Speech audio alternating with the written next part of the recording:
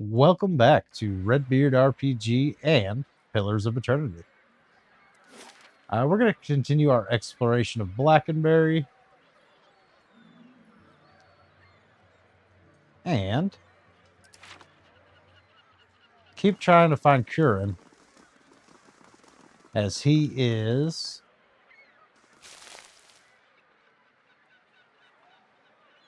Oh, can we sneak up here?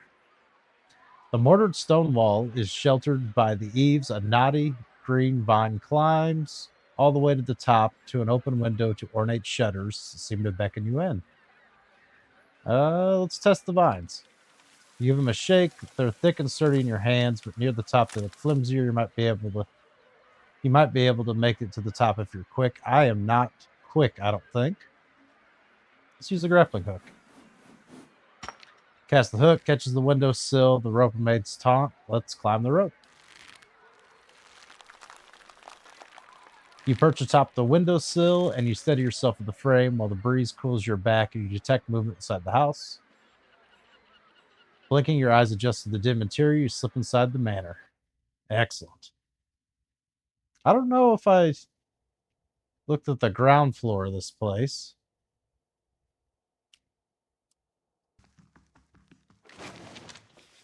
What do we got here? Yeah, we'll go ahead and take that stuff. Let's see what lies this way. Should probably be in sneak mode. I'm thinking we're not supposed to be up here.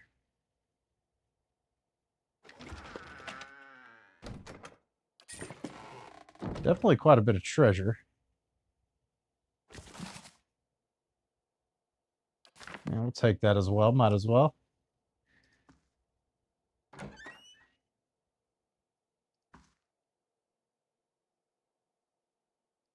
Something over there.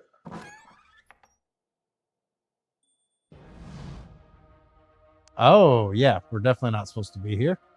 This might have been a mistake. Let's run away.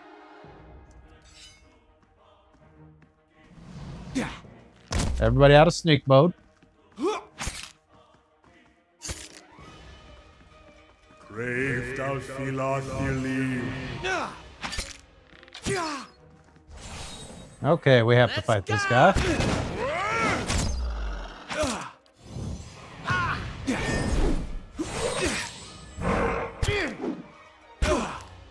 What?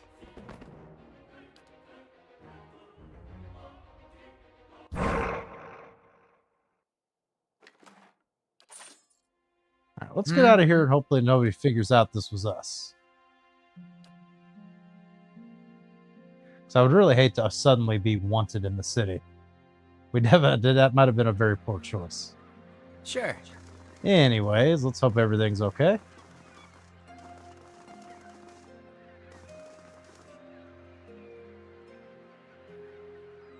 Yeah, these guys don't seem to care.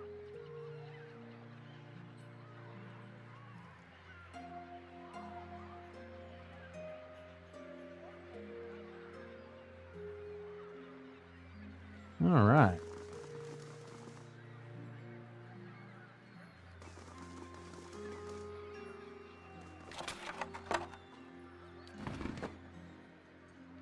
What label is stealing? We didn't really see... What do these guys got going on? Oh, okay, those are those kind of guys, yeah. We don't need to see what everybody's soul entails. Let's check that map again.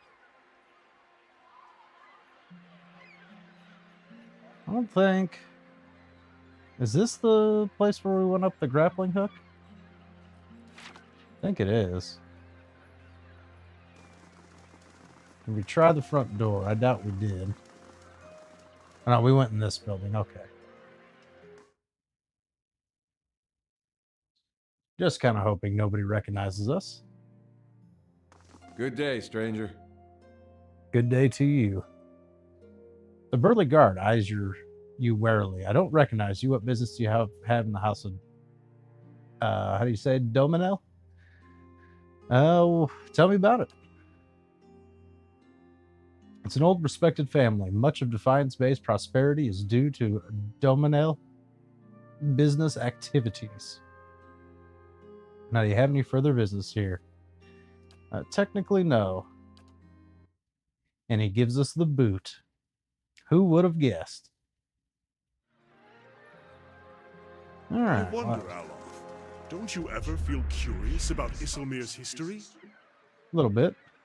Not even a little. But think of the opportunities. You could learn so much about the past.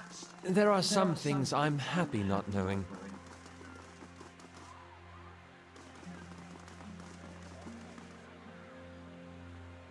Okay, I think I figured out that, like, whenever they have that, like, the yellow over their name, I think that's when they're, like, a person you can soul read or whatever they call it. What building do we got here? Hydrant House? Let's try that out.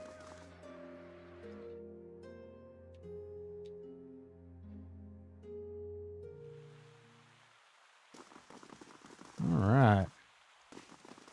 No guards telling us to get out immediately, which is nice. Kurrin's wasting his time with those disappearances. Ooh, all right. We might be where we need to be. Lady Webb's in charge, but she rarely deals with anyone personally. Okay. We got 2 ways to go upstairs. Let's check out this bottom floor first and see if there's anything of interest. Agent. What's his name? Not giving me his name. Agent. Oh, there he is. Perfect. Greetings. The Orland man is surrounded by books and scrolls. His wiry hair stands nearly at end. His ears prick up as you approach. You carry whispers. Cadnua, Gilded Veil, old voices indeed. Yeah, how'd you know that? The Orland grins, revealing a row of dagger-pointed teeth. As a cipher, it's my job to know these things. You carry a whiff of the ancients. Well, what else can you tell me? Not as much as I would like, unfortunately. My duties for Lady Webb require me to focus my talents elsewhere. Okay. What brings you to Dundred Row? Let's show him the affidavit. Gain 305 experience, nice. Holds the page. He holds the page but seems to stare through the words as if something was woven in the fabric of the paper. Kurrin bares his teeth. I remember Penhelm. A preening peacock of a man, his mouth dry, his hands moist. When I told him that his soul was a descendant of an Adrian general, one who fought against Hadrian's rebellion. He scans the affidavit. A forgery, and not the first I've seen. He hands it back to you, but I have no time for the knights and their obsessions. Bring this to the Commander Cliver, show him the seal. He points to the wax stamp by the forged signature. If he compares it with another, he'll be able to spot the difference, okay?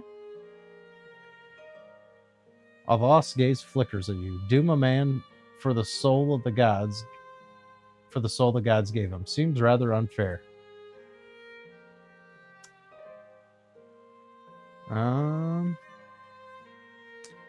It looks as though you could use some help. Not at liberty to discuss my work, unfortunately. Dundred Row ears only. A civilian would need the confidence of Lady Webb before I could share. Tell me about your skills. I check for soul connections, looking for lost things, missing things, or troublesome things, particularly where people of power and influence are concerned. I'm a cipher. In Ir Gunfouth, we were once known as again? I'm sure I said that wrong. Mind Hunters. Nice title, yes, but it wasn't until the Animancers began working with my kind 40 years ago that we truly understood our power.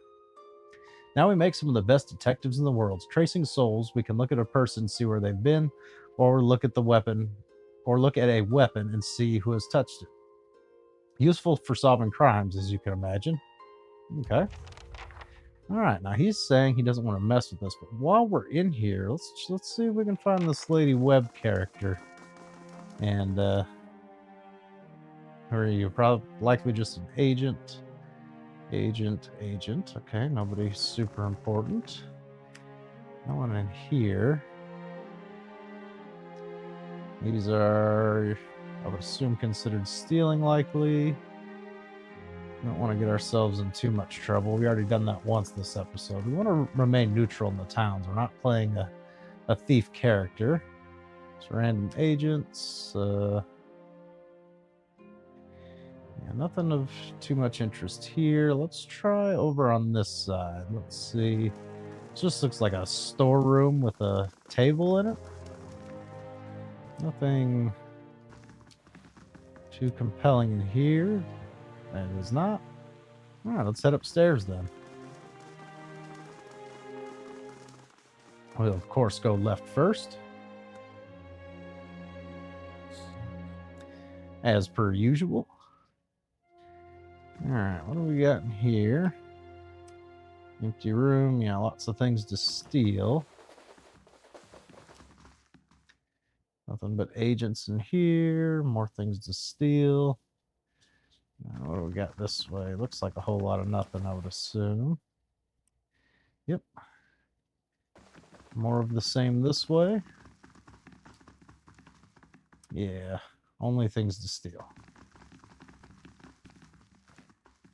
Okay, we can't seem to unlock that. Lady Love wants to see you. She'll send for you. Okay. So this is her quarters. We're not allowed in until she says so. Alrighty, well, I guess that handles that. Let's head back to the Crucible Knights real quick. Now, how many more buildings do we even have to check out here? Maybe we should check out the buildings first. Make sure we don't miss anything. Or miss as few things as possible. I guarantee I'm missing stuff throughout this adventure. 5 siblings? That's right. Between the 6 of us, I don't think the house has known a single day's quiet. Of course, a little chaos makes it far easier to get away with mischief. What is going on here? Penthill's face is white. I just talked to the little cipher. Did one of my noviots told me he'd seen someone in the records room. Give me the affidavit. I've done nothing to you.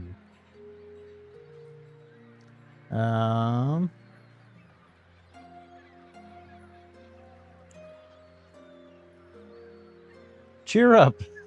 You've always thought you were someone special, and soon everyone will know who you are. He draws his sword and spits at your feet. I won't let you ruin me over this. Okay, I guess being snarky may not have been the diplomatic approach to this. Yes, I can imagine that comes in handy. All right, so now we're in combat.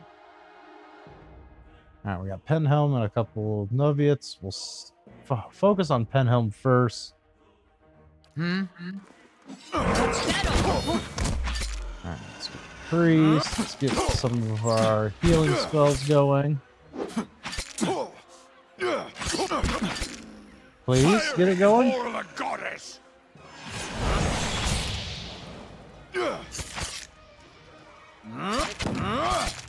Okay. Let's Oh, go.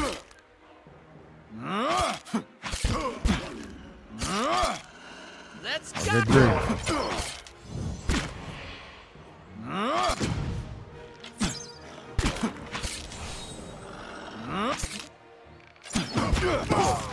Let's go.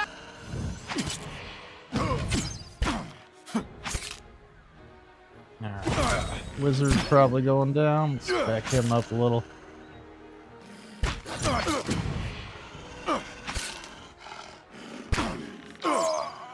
Alright.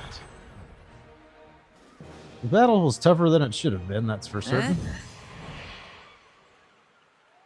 But we survived nonetheless. Let's take all that loot. Alright. Oh, and we got the family breastplate, so we could return that to the guy that started this whole quest off. We do... Looks like we only have...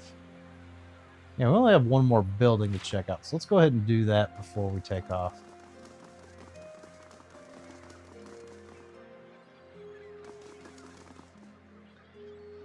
Animancer. Thought that was the whole thing, was they were like getting run out of the city. What's Hail, interesting? traveler. A woman stands in the shade of the garden, muttering to herself. She's fixed on the pages of a large, well-worn tome, seemingly oblivious to the blooming flowers and the cool, fragrant breeze. She only looks up when your shadow crosses her page. Do you mind? I'm rather busy. What you busy with? I'm studying soul attachment. We all know that souls move into people at birth and out of them at death, but we still have a lot of questions about what makes them stick, so to speak. You want to elaborate on that? Souls power bodies and give their tissues life, but only when they're firmly attached. It's separation that leads to the whole spate of soul-related ailments, including hollowborn. But if we understood how to reattach souls, we could end Widewind's legacy and maybe even conquer death. That's the theory, anyway. Unfortunately, we don't have all the research we need to put it into practice. Okay. And what do you need to proceed? There's a manuscript called Theorems of Pendragon. It contains research from all of Padram's experiences on detached souls. The Hall of Revealed Mysteries is rumored to have a copy in the Elder Archives. Padram's work is considered to be one of the more daring animancy texts, not something generally circulated among novices, nor easy to get a hold of. I wonder if we might have a peek at it. The theorems could advance my research by leaps and bounds, but Grima, the High Archivist, worships Whale, which means she had some paradoxical views on sharing and restricting knowledge. And since she's not exactly a proponent of animancy, she tends to restrict the kinds of information that would be useful to me. Yeah, maybe she would be persuaded. You're welcome to try, but you would not be the first. She looks at me, spilling my troubles. It's kind of you to listen, but I should really get back to my work. All right, I'll leave you alone then. And yet another quest obtained. That's why you look around. These quests give us the XP. We had to kind of just sneak through the previous wild area in between You towns. must gather your party before venturing forth. Who'd I lose? Yeah, why are you so far back? We were talking to that person forever. You should have plenty of time to catch up.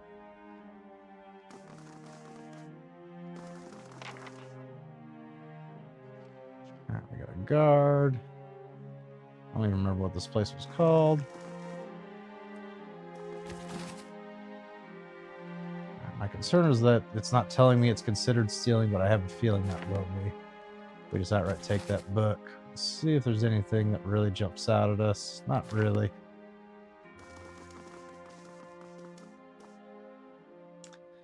Speak with head warden if you wish to make an appointment. Okay. Who are you? Oh, that's a... What's his name? Oh, yeah, his name is Yellow. I gotta pay more attention to that. Generic animancers.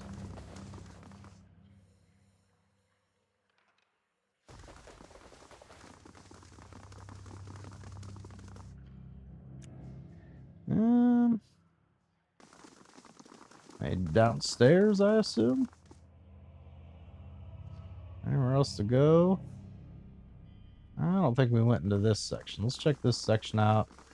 That section had pretty much nothing. There was just someone sleeping in there. This man's soul was torn asunder by Biwak. Who are you?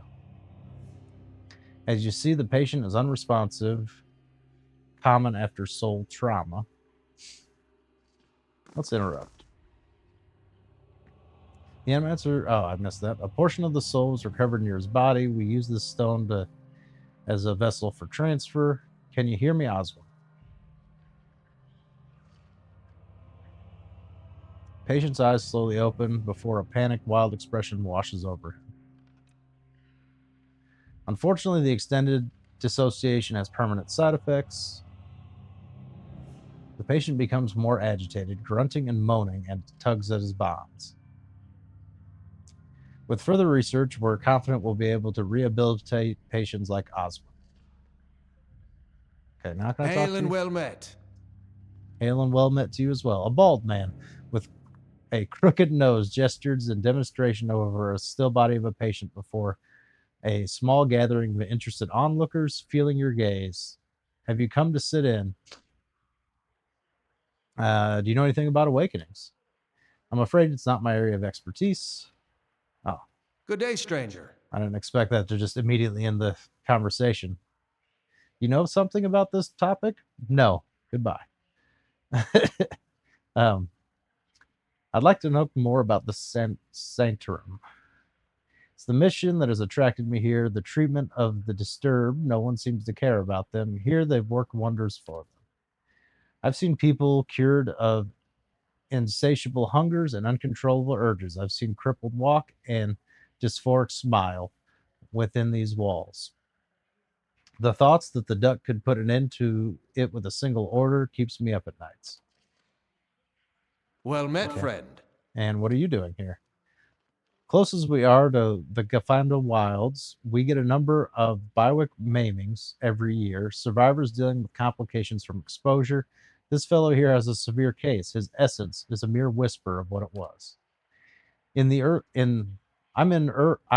am early in my research, only beginning to understand how people work. But in time, I hope to find a way to protect people from the storm's effects. Okay? Bit of an interesting fellow. Was really thinking he'd have a quest of some sort. I mean, they did put effort into having like not like a proper cutscene, but like a little mini in-game event. It's literally centered around him.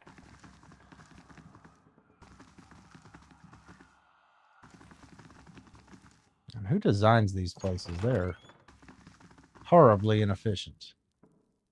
Hail and well met. A woman paces back and forth, her feet crunching on the soft carpet.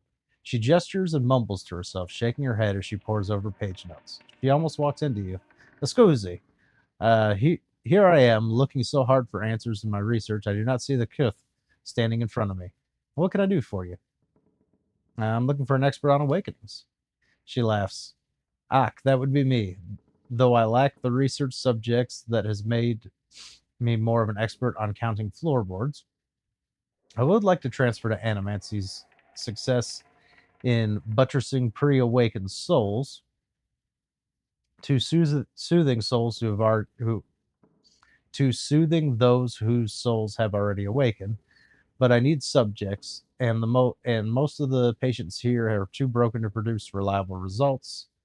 It's a tragedy. Your luck, I have a volunteer. She springs to the balls of her feet. Who is it? I don't know about this. Don't be silly. The process is perfectly harmless. All you must do is stand in that cage. Okay. Yeah, I beg your pardon? I jest. You Adrians are all so uptight. Oh, good. Just a little light trolling. That's all. I don't even know what the thing is used for. It belonged to the last occupant of this office. I think now they upgraded him to a cell. Again, I jest. She rubs her hands together to get down to business. So I need you to sit here. She takes Aloth by the shoulders and steers him into the couch. Try and relax, but don't try too hard. Then you will not be relaxed. Indeed, his eyes are humorless. You also must wear these. A little cold, but the copper will help conduct your essence. The Animancer fastens thick copper bands to Aloth's forehead and wrist.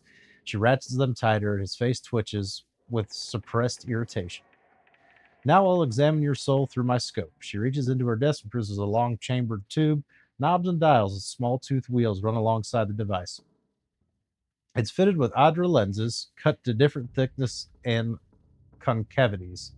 By manipulating them, I find the angle and descents that will allow me to track the anomalies in your soul. How exciting. I've never seen this sort of thing performed. It seems suitably complicated. But first, we must find a cunning interloper. You'll answer these personal questions while I make adjustments. Don't worry, I'm sure we won't hear any of it. Very well. She holds the scope and flicks the knob. To begin, tell me something personal, something from a time before your awakening. There's nothing to tell. I was a normal child living in Sithwood. He looks at you, his face with a frown, but the rigid edges of his apprehension show through nonetheless. What do you remember about your home? As you speak to Aloth, you feel your voice like a bell in your chest, tolls softly, luring him into the mists of his own memory. Valsiege doesn't seem to notice anything, but you feel as if your words are soothing his essence, untangling many threads. Comfortable, modest, quiet. Mother is away, which is most of the time, quiet enough to hear the clink of a glass on wood. This is when you must be most careful. Father is good about hiding the bottles. Mother, when she is home, is good at pretending not to notice them. This is good. I'm starting to see something. Continue to tell us about the time you awakened. I'm in my 5th year of training. Mother is home.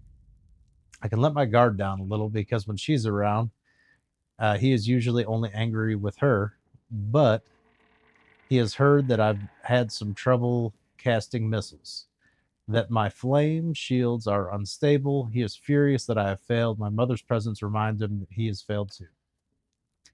The first blow takes me by surprise. Oh, good grief. This is taking a dark turn real quick. One moment, I'm sweeping the kitchen. The next, I'm sprawled on the ground, stupidly looking at flecks of my blood on the tile. His boots, glistening from fresh polish, thud across the floor. He kicks me in the stomach. I curl up to shield my vitals, but it's pointless. Protecting one thing only leaves something else exposed. Still huddled on the ground, I retreat as fast as I can. I retreat until the vision of the kitchen and my own trembling knees is nothing but a pinprick against the field of black. Good grief. Matteo. Vassos furiously cranks the knobs along her scope. He's hypnotized himself with an old memory. You've got to bring him out of it quickly. I almost have it. Let's squeeze Las Has. You're safe. You're safe. Everything's fine. Here's never safe when I hap upon him. That's it. I'm seeing a shift in his essence, something spreading and congealing. Keep talking, he responds to you. What brought you here? Cracking bones and voices high in ire. That warm molasses feeling that crips down in your gut when crisis is nigh. Perfetto. We have flares of a totally distinct essence. Now try to get the two of them talking.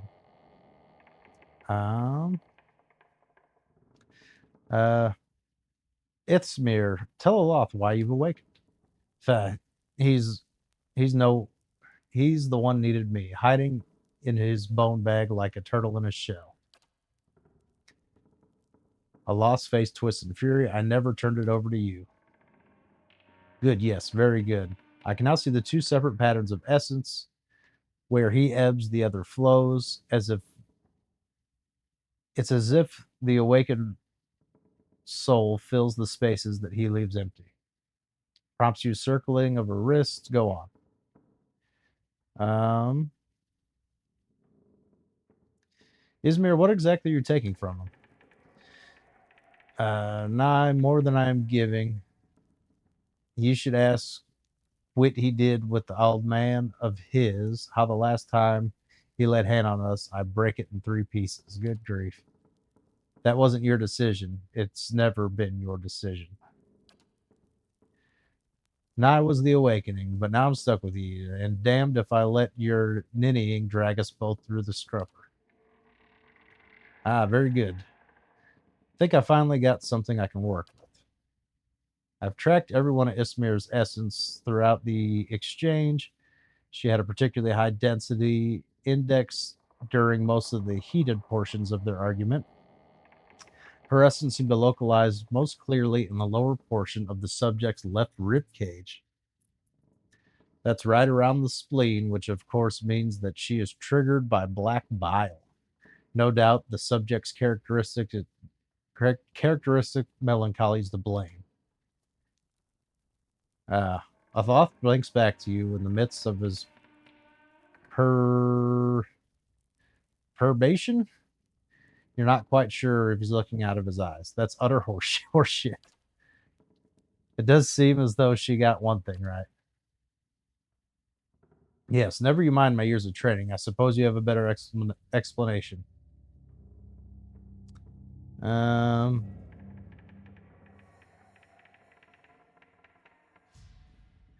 Let's see. You're close. I think Ismail's appearances are related to potential sources of trouble for Aloth.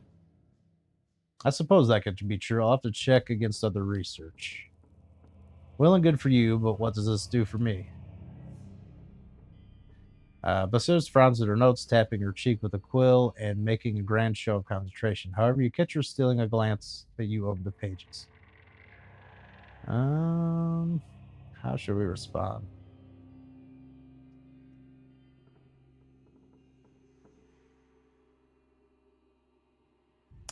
Yeah, that's a good one. It seems Ismir steps in when she determines that you're in danger. It's not clear whether she's a help or a hindrance. For my precisions, I'd say it's a pretty clear hindrance. I've got a lot to process. Regardless, thank you for your help, Redbeard. He does not look at Beseech. Oh, dang, we got a ton of XP for that one. Well, I hope this has been useful to you as it has been to me. Finally, I have material worth publishing. You'll be the toast of Verval Fever Aloth. Advancing. His grimace melts into a crooked smile. Advancing the rightwise principles of animacy. Just what you always wanted. Good grief. As you turn to leave, you catch a darting movement out of the corner of your eye. Balsuge is humming to herself, occupied with her scope, but Aloth is holding her notes. He was just about to tuck them in his cloak when he catches you watching. He holds his fingers to his lips, eyes wide, imploring, Please, I don't want my personal information public like this, especially not after her nonsense.